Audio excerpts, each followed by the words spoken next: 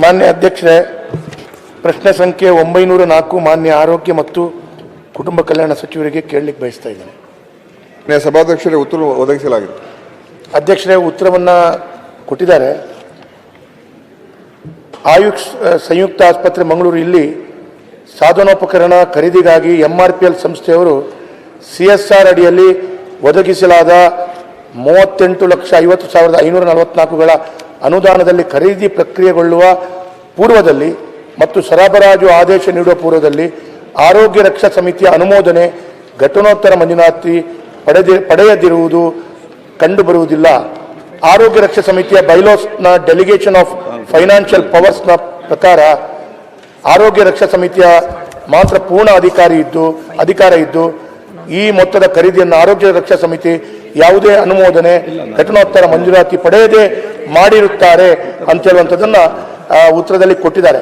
ಹಾಗಿರುವಾಗ ಸರ್ಕಾರಕ್ಕೆ ಈಗ ಗೊತ್ತಾಗಿದೆ, ಅವರು ಘಟನೋತ್ತರ ಮಂಜೂರಾತಿ ಇರಬಹುದು, ರಕ್ಷಾ ಸಮಿತಿ ಅನುಮತಿಯನ್ನು ಪಡೆಯದಿರಬಹುದು, ಅಥವಾ ಪೂರ್ವವಾಗಿ ಮಂಜೂರಾತಿಯನ್ನು ಪಡ್ಕೊಳ್ಳದಿರಬಹುದು, ಸರ್ಕಾರದ ಮೇಲ್ಮಟ್ಟದ ಅಧಿಕಾರಿಗಳ ಹತ್ರ ಮಂಜೂರಾತಿ ಪಡೆಯದೆ ಈ ಖರೀದಿಯನ್ನ ಮಾಡಿದ್ದಾರೆ. ಹಾಗಿರುವಾಗ ಈ ಖರೀದಿ ಮಾಡಲಿಕ್ಕೆ ಅಧಿಕಾರಿಗಳಿಗೆ ಅಧಿಕಾರ ಇಲ್ಲ. ಆ ಅಧಿಕಾರಿಗಳು, ಆ ರೀತಿಯ ಅಧಿಕಾರಗಳು ಕೊಟ್ಟವರು ಯಾರು? ಅವರು ಆ ರೀತಿ ಖರೀದಿ ಮಾಡಲಿಕ್ಕೆ ಅವರಿಗೆ ಎಲ್ಲಿಂದ ಧೈರ್ಯ ಬಂತು? ಇದನ್ನ ಮಂತ್ರಿಗಳ ಗಮನಕ್ಕೆ ನಾನು ಈಗಾಗಲೇ ತಂದಿದ್ದೆ. ಅದಲ್ಲದೆ ಉನ್ನತ ಅಧಿಕಾರಿಗಳ ಗಮನದಲ್ಲಿ ತಂದಿದ್ದಾರೆ. ಈಗ ತನಿಖೆಯಲ್ಲಿದೆ ಅಂತೇಳಿ ಆ ಉತ್ತರ ಕೊಡ್ತಾರೆ. ಈಗಾಗಲೇ ಕೆಲವಾರು ತಿಂಗಳಾಯಿತು. ಈ ಹಿಂದೆ ಪ್ರಶ್ನೆ ಹೇಳ್ತೇನೆ. ಈ ಹಿಂದೆ ಮುಲ್ಲೈ ಮುಗಿಲಿನವರು DC ಇದ್ದಾಗ ಆದಂತ ಪ್ರಕ್ರಿಯೆ, DC ಬದಲಾಗಿ 1 ವರ್ಷ ಆದರೂ ಕೂಡ ಯಾವುದೇ ರೀತಿಯ ಕ್ರಮ ವಹಿಸಿಕೊಳ್ಳಿಲ್ಲ ಅಧಿಕಾರಿಗಳ ಮೇಲೆ ಅಂತೇಳಿ ಒಂದು. ಈ ರೀತಿ ಆದರೆ ಇನ್ನು ಮುಂದೆ ಯಾವುದೇ ಕಂಪನಿಗಳು CSR ಫಂಡ್ ಈ ರೀತಿಯ ಸರ್ಕಾರಿ ಸಂಸ್ಥೆಗಳಿಗೆ, ಆಸ್ಪತ್ರೆಗಳಿಗೆ ಕೊಡ್ಲಿಕ್ಕೆ ಮುಂದೆ ಬಂದಾರ? ಇದು ಎರಡನೇ ಪ್ರಶ್ನೆ. ಮತ್ತು ಅದರ ಒಟ್ಟಿಗೆ ಇನ್ನೊಂದು ಪ್ರಶ್ನೆ ನಾನು KDP ಸಭೆಯಲ್ಲಿ ಕೂಡ ಮಂತ್ರಿಗಳ ಹತ್ರ ತಂದಿದ್ದೆ. ಅದೇ ಆಯುಷ್ ಆಸ್ಪತ್ರೆಯಲ್ಲಿ ಅವಧಿ ಮೀರಿದ ಮದ್ದನ್ನ ರೋಗಿಗಳಿಗೆ ಕೊಡುವಂಥದ್ದು ವಿತ್ ವಿಡಿಯೋ ಮತ್ತು ಆಡಿಯೋ ಫುಟೇಜ್ ಅನ್ನು ಕೂಡ ಮೇಲ್ಮಟ್ಟದ ಅಧಿಕಾರಿಗಳಿಗೆ ಕೊಟ್ಟಿದ್ದಾರೆ. ಅದು ಕೊಟ್ಟ ನಂತರ ಕೂಡ ಅದೇ ಅಧಿಕಾರಿಗಳಿಗೆ ಯಾವುದೇ ರೀತಿಯ ಕ್ರಮವನ್ನು ವಹಿಸಿಕೊಳ್ತಾ ಇಲ್ಲ. ಈ ಹಾಸನ, ಚಿಕ್ಕಮಗಳೂರು ಬೇರೆ ಬೇರೆ ಜಿಲ್ಲೆಯಿಂದ ಅವಧಿ ಮೀರಿದ ಮದ್ದನ್ನ ತಂದು ಮಂಗಳೂರಿಗೆ ಕೊಡುವಂಥ ದೃಷ್ಟಿಯಲ್ಲಿ ಏಜೆಂಟ್ ಅನ್ನ ಕೂಡ ತಯಾರು ಮಾಡಿಕೊಂಡು ಆ ಏಜೆಂಟ್ ಮುಖಾಂತರ ಕೊಡುವಂಥದ್ದು ಕೂಡ ಆಗ್ತಾ ಇದೆ. ಇದಕ್ಕೆ ಎಲ್ಲ ರೀತಿಯ ತನಿಖೆಗಳು ಆಗ್ತಾ ಇದೆ ಅಂತ ಹೇಳ್ತಾರೆ. ಒಂದು ಕಡೆಯಿಂದ ಸರ್, ಕ್ವಶನ್ ಅದೇ, ಅದು ಇದನ್ನೆಲ್ಲ ಅಲ್ಲಿ ಹಾಸನದಿಂದ ಬರ್ತದೆ, ಮೈಸೂರಿಂದ ನಾನು ಏನು ಹೇಳಿ, ನಾನು ಏನಾಗಬೇಕು ಹೇಳಿ, ಪ್ರಶ್ನೆಯಲ್ಲಿ ಎಲ್ಲರೂ ಬರೀಬೇಕಾಗತ್ತೆ. ಅದನ್ನೇ ಪ್ರಶ್ನೆಗೆ ಪ್ರಶ್ನೆಗೆ ಎಲ್ಲ ಉದ್ದ ಬರೀಲಿಕ್ಕಾಗಲ್ಲ. ಅವ್ರು ಉತ್ತರ ಕೊಡ್ತಾರೆ. ಸಭಾಧ್ಯಕ್ಷರೇ, ಉತ್ತರ ಕೊಡ್ತೀನಿ.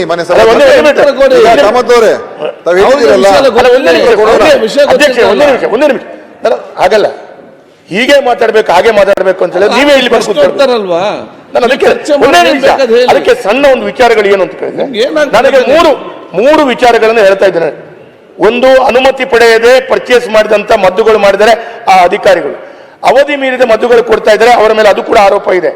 ಅದರ ನಂತರ ಸರ್ಕಾರದಿಂದ ಬಂದಂತ ಏನು ಟೆಂಡರ್ ಪ್ರಕ್ರಿಯೆ ಮುಖಾಂತರ ಮದ್ದು ಪಡ್ಕೊಳ್ತಾರೆ, ಆ ಮದ್ದಿಗೆ ಈ ಅವಧಿ ಮೀರಿದ ಮದ್ದನ್ನು ಇಟ್ಟು ಟೆಂಡರ್ ಪ್ರಕ್ರಿಯೆಯಲ್ಲಿ ಮದ್ದುಗಳನ್ನು ತೆಗೆದುಕೊಳ್ಳದೆ ಅಲ್ಲಿ ಭ್ರಷ್ಟಾಚಾರ ಮಾಡುವಂತ ರೀತಿಯಲ್ಲಿ ಕೆಲಸ ಕಾರ್ಯಗಳಾಗ್ತಾ ಇದೆ. ಇದನ್ನ ಕೂಡ. ನಾಲ್ಕನೇದು, ಲೋಕಾಯುಕ್ತ ರೈಡ್ ಆಗಿದೆ. ನಾಲ್ಕು ಈ ರೀತಿಯ ಘಟನೆಗಳಾದ್ರೂ ಕೂಡ ಆ ಅಧಿಕಾರಿಗಳ ಮೇಲೆ ಯಾಕೆ ಕ್ರಮವನ್ನು ವಹಿಸಿಕೊಳ್ಳಿಲ್ಲ? ಸರ್ಕಾರ ಇದಕ್ಕೆ ಪೂರಕವಾಗಿ ಸಪೋರ್ಟ್ ಮಾಡ್ತಾ ಇದೆಯಾ ಅಂತ ಹೇಳುವಂತ ಪ್ರಶ್ನೆ ಉದ್ಭವ ಆಗ್ತಾ ಇದೆ. KDP ಸಭೆಯಾಗಿ 1 ತಿಂಗಳಾಯ್ತು, ಯಾವುದೇ ಕ್ರಮ ವಹಿಸಿಕೊಳ್ಳಿಲ್ಲ. ಕ್ರಮವನ್ನು ಯಾಕೆ ವಹಿಸಿಕೊಳ್ಳಿಲ್ಲ ಅಂತ ಸಚಿವರೇ. ಮಾನ್ಯ ಸಭಾಧ್ಯಕ್ಷರೇ, ಯಾವುದೇ ಕ್ರಮ ವಹಿಸಿಲ್ಲ ಅಂತ ಅವ್ರು ಹೇಳ್ತಾ ಇದ್ದಾರೆ. ಆದರೆ ಎಲ್ಲ ಕ್ರಮ ವಹಿಸಿದ್ದೀವಿ, ಮತ್ತು ಏನು ಕ್ರಮ ವಹಿಸಿದ್ದೀವಿ ಅದರ ಬಗ್ಗೆ ಅವ್ರಿಗೆ ಉತ್ತರದಲ್ಲ ನಾನು ಮಾನ್ಯ ವೇದವ್ಯಾಸ್ ಕಾಮತ್ ಅವರಿಗೆ ಸ್ಪಷ್ಟವಾದಂಥ ಉತ್ತರವನ್ನು ಕೊಟ್ಟಿದ್ದೇನೆ.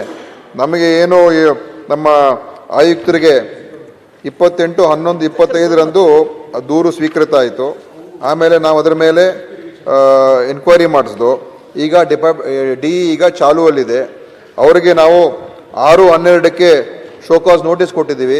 ಇಂಥ ಎಲ್ಲ ನಿಮ್ಮ ಮೇಲೆ ಆರೋಪಗಳಿದೆ, ಈ ಆರೋಪಗಳ ಬಗ್ಗೆ ನಿಮ್ಮ ಒಂದು ಉತ್ತರ ಕೊಡಬೇಕು ಅಂತ ಹೇಳಿ ನಾವು ಅವ್ರಿಗೆ ಏನು ಉತ್ತರ ಕೇಳುವಂಥ ಶೋಕಾಸ್ ನೋಟಿಸ್ ಕೂಡ ಇಶ್ಯೂ ಆಗಿದೆ. ಅವ್ರ ಉತ್ತರದ ಅನುಸಾರ ಏನಾಗಿದೆ ಅಂತ ಅಲ್ಲ, ಅವ್ರು ಹೇಳ್ತಾ ಇರ್ತಕ್ಕಂಥದ್ದು CSR ಫಂಡ್ ಮಿಸ್ಯೂಸ್ ಆಗಿದೆ ಅಂತ ಹೇಳ್ತಾ ಇಲ್ಲ.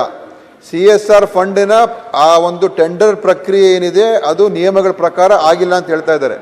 ಫಂಡ್ ಉಪಯೋಗ ಆಗಿದೆ, ಅಲ್ಲಿ ಡೆವಲಪ್ಮೆಂಟ್ ಕೂಡ ಯೂಸ್ ಮಾಡಿದ್ದಾರೆ, ಅದ್ರ ಬಗ್ಗೆ ಏನಿಲ್ಲ. ಅದರ ಒಂದು ಪ್ರೋಸೆಸ್ ಏನಿದೆ, ಆ ಪ್ರೋಸೆಸ್ ಸರಿಯಾಗಿ ನಡೆದಿಲ್ಲ, ಉಲ್ಲಂಘನೆ ಆಗಿದೆ ಅಂತ ಅವ್ರು ಹೇಳಿರುವಂಥದ್ದು. ಅದನ್ನ ಈ ಎನ್ಕ್ವೈರಿ ನಮ್ಗೆ ಗೊತ್ತಾಗ್ತದೆ. ಅವ್ರು ಏನಾದ್ರು ತಪ್ಪು ಮಾಡಿದ್ರೆ ಖಂಡಿತ ಅವ್ರ ಮೇಲೆ ಕ್ರಮ ತಗೊಳ್ತೀವಿ. ಅದ್ರ ಎನ್ಕ್ವೈರಿ ಶೋಕಾಸ್ ನೋಟಿಸ್ ಇಶ್ಯೂ ಆಗಿದೆ. ರಿಪ್ಲೈ ಮೇಲೆ ನಮ್ಮ ಒಂದು ಅಂತಿಮ ಅದರ ಬಗ್ಗೆ ತೀರ್ಮಾನ ನಮ್ಮ ಇಲಾಖೆ ಮಾಡ್ತದೆ. ಎರಡನೇದವರು ಈಗ ಅವ್ರು ಕೇಳ್ತಾ ಇರ್ತಕ್ಕಂಥದ್ದು ಅದೇನಂತ ಹೇಳಿದ್ರೆ, ಯಾವುದೋ ಔಷಧಿಗಳನ್ನ ಅಲ್ಲಿ ಏನು ಎಕ್ಸ್ಪೈರಿ ಆಗಿರುವಂಥದ್ದು ಅಲ್ವಾ ವೇದವ್ಯಾಸ್ ಅವರೇ, ಎಕ್ಸ್ಪೈರಿ ಆಗಿರುವಂತ ಔಷಧಿಗಳನ್ನೆಲ್ಲ ಅಲ್ಲಿ ಸರಬರಾಜು ಮಾಡಿದ್ದಾರೆ ಅಂತ ಆ ಒಂದು ಕಂಪ್ಲೇಂಟ್ಗಳು ಕೊಟ್ಟಿದ್ದಾರೆ. ನಾವು ಮೇಲ್ನೋಟಕ್ಕೆ ನಮ್ಮ ಇದುವರೆಗೂ ಬಂದಿರೋ ಪ್ರಾಥಮಿಕ ಹಂತದ ಒಂದು ಎನ್ಕ್ವೈರಿಯಲ್ಲಿ ಯಾವುದೇ ಎಕ್ಸ್ಪೈರ್ಡ್ ಡ್ರಗ್ಸ್ ಅಲ್ಲಿ ಏನು ಬಂದಿಲ್ಲ, ಆ ಥರದ್ದೇನು ಆಗಿಲ್ಲ ಅಂತ ಇದೆ. ಆದ್ರೂ ಕೂಡ ಅದನ್ನ ಪೂರ್ತಿಯಾದಂತ ಒಂದು ವಿಚಾರಣೆ ಮಾಡ್ತೀನಿ. ಅವರೀಗ ಉಪಪ್ರಶ್ನೆ ಹಾಕಿದ್ದಾರೆ, ಅದನ್ನ ಬಗ್ಗೆನೂ ಕೂಡ ನೋಡ್ತೀನಿ. ಆದರೆ ಎಕ್ಸ್ಪೈರಿ ಆಗುವಂಥ ಡ್ರಗ್ಸ್ ಯಾವುದು ಬಂದಿಲ್ಲ ಅಂತ ನಮ್ಮ ಆಯುಕ್ತರು ನನಗೆ ಹೇಳಿದ್ರು. ಸ್ವಲ್ಪ 4 ತಿಂಗಳು 5 ತಿಂಗಳು ಎಕ್ಸ್ಪೈರ್ ಆಗುವಂಥ ಡ್ರಗ್ಸ್ ಅಂದ್ರೆ ಇನ್ನು ಅವಧಿ ಇತ್ತು, ಹಾಸನ್ನಿಂದೆಲ್ಲ ತರಿಸ್ಕೊಂಡಿದ್ದಾರೆ, ನಮ್ಮ ಇಲಾಖೆಯಿಂದನೇ ತರಿಸ್ಕೊಂಡಿದ್ದಾರೆ, ಬೇರೆ ಕಡೆಯಿಂದ ತರಿಸ್ಕೊಂಡಿಲ್ಲ. ನಮ್ಮ ಹಾಸನ್ನಿಂದ ಇರ್ತಕ್ಕಂಥ ಒಂದು ಆಯುಷ್ಯನ ಔಷಧಿಗಳನ್ನು ಇಲ್ಲಿಗೆ ತರಿಸ್ಕೊಂಡಿದ್ದಾರೆ. ಅದ್ರ ಬಗ್ಗೆ ಏನಾದರೂ ಲೋಪಗಳಾಗಿದೆ ಅದನ್ನು ಕೂಡ ನೋಡ್ತೀನಿ ಅಂತ ಮಾನ್ಯ ಸಭಾಧ್ಯಕ್ಷರು ನಿಮ್ಮ ಮುಖಾಂತರ ಅವರಿಗೆ ಉತ್ತರವನ್ನು. ಅಧ್ಯಕ್ಷರೇ, ಒಂದು ನಿಮಿಷ. ಅವಧಿ ಮೀರಿದ ಮದ್ದುಗಳು ಸಪ್ಲೈ ಮಾಡುವಂಥದ್ದು ಆಡಿಯೋ ಕಾಲ್ಸ್ಗಳು, ಅದರ ಒಟ್ಟಿಗೆ ಆ ಆಸ್ಪತ್ರೆಯಲ್ಲಿ ಇದ್ದಂಥ ಅವಧಿ ಮೀರಿದ ಮದ್ದುಗಳ ರಾಶಿಗಳು, ಅದೆಲ್ಲವನ್ನ ವಿಡಿಯೋ ರೆಕಾರ್ಡ್ ಮುಖಾಂತರ ಮೇಲಧಿಕಾರಿಗಳಿಗೆ ಕೊಡುವಂಥ ಪ್ರಯತ್ನಗಳು ಆಗಿದೆ. ಮೇಲ್ನೋಟಕ್ಕೆ ಅದು ಕಂಡು ಬಂದರೂ ಕೂಡ ಆ ಸಪ್ಲೈ ಮಾಡಿದಂಥ ವ್ಯಕ್ತಿಗಳು ಯಾರು, ಅವರುಗಳ ತನಿಖೆಯನ್ನು ಮಾಡೋದು ಇದೇನೂ ಮಾಡಿಲ್ಲ. ಅವಧಿಗಳು ಮೀರಿ ಅವಧಿ ಎಕ್ಸ್ಪೈರ್ ಆದಂಥ ಮದ್ದನ್ನು ಕೊಟ್ಟರೆ ಜನರ ಜೀವಕ್ಕೆ ಅಪಾಯ. ಅದಕ್ಕೆ ಮೇಲ್ನೋಟಕ್ಕೆ ಕಂಡು ಬಂದಿಲ್ಲ ಅಂತ ಹೇಳುವಂಥದ್ದು. ಮಾನ್ಯ ಸಭಾಧ್ಯಕ್ಷರೇ, ಆ ರೀತಿ ಏನಾದರೂ ಮಾಡಿದ್ರೆ ಖಂಡಿತವಾಗಿಯೂ ಕಠಿಣ ಕ್ರಮವನ್ನೇ ತಗೊಳ್ತೀವಿ. ಯಾವುದೇ ನಿರ್ದಾಕ್ಷಿಣ್ಯವಾದಂತಹ ಒಂದು ಕ್ರಮವನ್ನೇ ತಗೊಳ್ತೀವಿ ಹೊರತು ಯಾವುದೇ ಅವರಿಗೆ ಕ್ಷಮಾಪಣೆ ನೀಡುವಂತ ಪ್ರಶ್ನೆನೇ ಬರೋದಿಲ್ಲ. ಯಾಕಂತ ಹೇಳಿದ್ರೆ ಅವಧಿ ಮೀರುವಂತ ಔಷಧಿಗಳಾಗಿರ್ಬೋದು, ಕಳಪೆ ಔಷಧಿ ಆಗಿರ್ಬೋದು, ಇದ್ರ ಬಗ್ಗೆ ನಮ್ಮಲ್ಲಿ ಸಹನೆ ಒಂಚೂರು ಕೂಡ ಇರೋದಿಲ್ಲ ಮಾನ್ಯ ಸಭಾಧ್ಯಕ್ಷರೇ. ಆದ್ರೆ ಇದು ಸತ್ಯಾಸತ್ಯ ತಿಳ್ಕೊಂಡು ನಾವು ಮಾಡಬೇಕು. ಅದಕ್ಕೋಸ್ಕರ ಅವ್ರು ಹೇಳಿರುವಂಥದ್ದನ್ನ ಪೂರ್ತಿಯಾದಂಥ ಒಂದು ವಿಚಾರಣೆ ಮಾಡಿ ಅದರ ಖಂಡಿತವಾಗಿಯೂ ಏನು ಕ್ರಮ ತಪ್ಪು ಮಾಡಿದ್ರೆ 100ಕ್ಕೆ 100 ಕ್ರಮ ತಗೊಳ್ತೀವಿ. ಅದ್ರ ಬಗ್ಗೆ ಏನು ಮಾಡಬೇಕು ಅಂತ ನಾವು ಮುಂದೆ ಅವ್ರು ಹೇಳಿರುವಂಥದ್ದು ಪ್ರಕಾರ ನಾವು ಮುಂದೆ ನಡ್ಕೊಳ್ತೀವಿ. ಮಾನ್ಯ ಸುರೇಶ್ ಕುಮಾರ್ ಅಲ್ಲ ಸರಿ ಕೆಳಗೆ ನಾನೇ ತಗ ಬಂದ್ರಂತ ಮಾಡೋದಿಲ್ಲ. ಪಾತೆರಡಿ ಯಾವುದು ಆಯುಷ್ ಪೂರೈಕೆಗಳದ್ದು ಅನೇಕ ಮಾಧ್ಯಮಗಳಲ್ಲೂ ಕೂಡ ಬಂದಿದೆ. ಇದು ಕಾರಣ ಏನಾಗ್ತಾ ಇದೆ ಅಧ್ಯಕ್ಷರೇ, ಕೇಂದ್ರ ಸರ್ಕಾರ ಮತ್ತು ರಾಜ್ಯ ಸರ್ಕಾರದಿಂದ ಸಾಕಷ್ಟು ಇದಕ್ಕೆ ಹಣ ಬಿಡುಗಡೆ ಆಗುತ್ತೆ.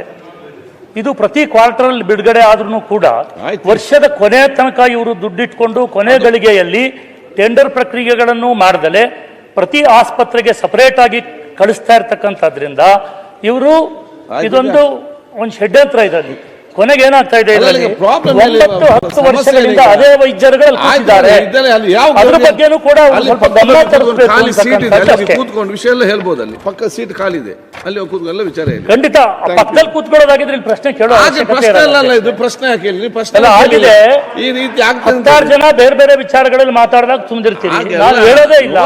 ಎದ್ದಾಗ್ಲೂ ಅರ್ಧ ನಿಮಿಷ ಪ್ರಶ್ನೆ ವಿಚಾರ ಮಾತಾಡ್ಬೇಕಂತ ಹೇಳಿದ್ರೆ ಆಗ್ತದೆ. ಧನ್ಯವಾದ.